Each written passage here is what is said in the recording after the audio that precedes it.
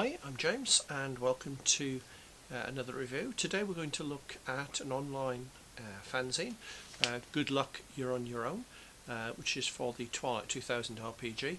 Fans of my webpage may well recognise the picture. I do actually have a photo credit in this one, which is quite nice. I have written for previous editions and I will be writing some more. So it's quite a respectable size, 42 pages long. There's a lot of information in there. We've got contents page, introduction, and then we've got a very good long article by David Adams, who is the guy who actually edits it, talking about the Oceania and the Pacific, because there is very little information available on that. It seems well thought out. I'm not an expert on the region. It's also a good excuse if you've got Australian or particularly New Zealand troops. It gives you something you can use them for in Twilight 2000. Next thing we have is again by David Adams, looking at the old City of Angels supplement, which was one of the two modules that were published that weren't part of GDW. It was official, but it wasn't part of GDW. It wasn't the best received of them. It felt that for a lot of people it was trying to get a Mad Max type vibe, although it did introduce rules for civilian characters for the first time for first edition. Now, one of the big problems was the Mexican equipment didn't seem to match what had occurred, what had been published in previous articles, and also didn't match reality. It was predominantly Soviet. So David's actually sort of sat and had a look and come up with a suggestion for how they ended up with this equipment, how they were rearmed.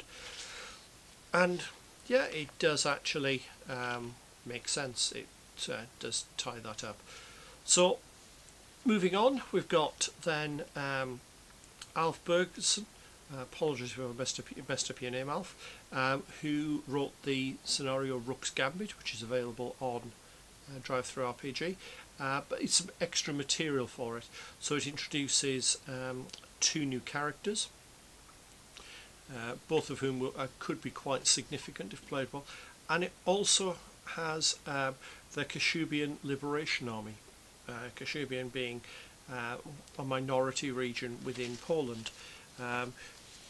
Relatively well thought out, quite well looked at, and if you actually wanted to create that as an army for playing out larger battles, it would be very easy to pull that together. Next we have an article by Michael Perkins talking about chemical warfare in Twilight 2000.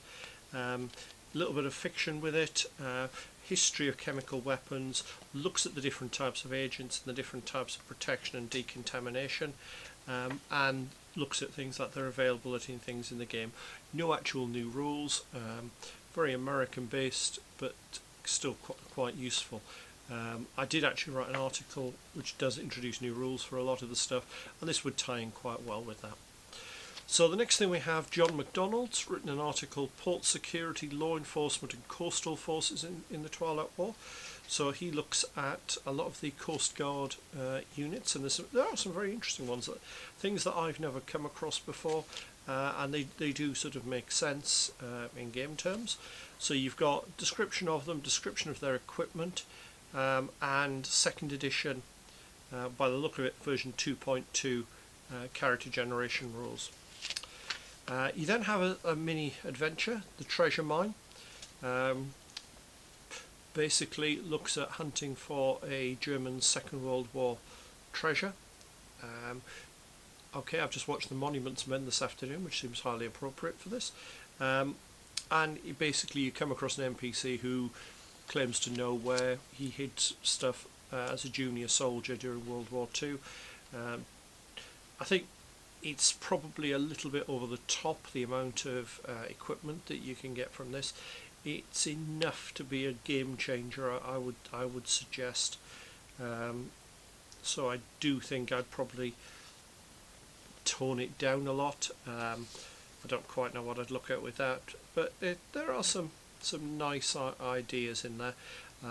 There are things in there like the Amber Room, which would take a little bit of research. I quite like some of the bits and pieces in there, but it just does seem a little bit too much to give to the group. Matt Weiser then, who runs the 500 miles sort of back to Germany. I'm trying to remember the exact title for it. Sorry, Matt, I should have got that right. Does a very good blog, 500 miles to the German border. He's done another instalment in his Red Dawn fan fiction. Quite nice, particularly if you're into air combat, because it's not something that does happen a lot in Twilight 2000. Nice, quick, simple little read. He's then gone on as well to look at the traditional Twilight 2000 background and expand on the information available on what's left of the air forces in the Middle East, and it's very much the simple straight list that you'd expect to find as in most of the modules. Breaks down what aircraft they have, where they're based, and so on. So quite useful there. You've then got Bridge Work by Joe Thomas. Now this is a mini adventure set in Korea, and is basically trying to get the 7th Infantry Division back over a river. Let me just check it. It is the Yalu, I thought it was. Basically trying to do that, and the players are an engineering unit within that. It's quite good in the sense that there's a lot of background details, gives you the breakdown of all the different units, what they're equipped with, and so on. The only thing that I think perhaps is a little weak, which for some referees anyway, is there's no rules for actually how you would cross the river, but it does give some general sort of background on the area, and it's obviously giving a bit more detail on Korea, which has never been particularly well fleshed out. The final article we've got is for Twilight 2013, which unfortunately almost sank without trace, by Otto Olekainen. And again, apologies, Otto, for massacring your name. I really could do a pronunciation guide for this, David, next time you're writing it, please. And basically it gives expanded stage 3 medical rules, looking at things like intensive care, how to stabilise a casualty, resuscitation, gangrene, and intensive care. Nicely put together, knowing enough first aid and medicine to actually appreciate that. I don't play the game, so I can't comment on the rules, but little details in there are good, particularly little things like, well, it's no good trying to use a defibrillator if the casualty has bled out, because the heart won't actually be able to pump anything around the body. So little bits of detail. It's a free magazine, well worth the money as a result.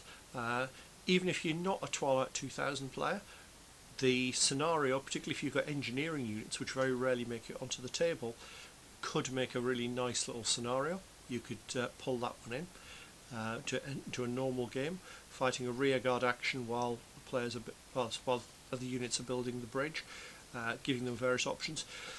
So there are things in there that are quite good. From my perspective, the little bit on the Kasubian Legion forces, that is something that I might even put in for the Cold War Goes Hot rules I'm writing. I might even make an army list for them, giving them all of the details that are in there. So hopefully that's been useful. I will be reviewing probably the back 2 issues of this as well. Word of warning, I've actually got articles in them, so I may be slightly biased. And hopefully, if you are into Twilight 2000, you'll have a look and support David to send him some articles for the next edition, which is also going to cover Twilight 2000 version 4 when that's fully released. Hopefully see you soon for another review.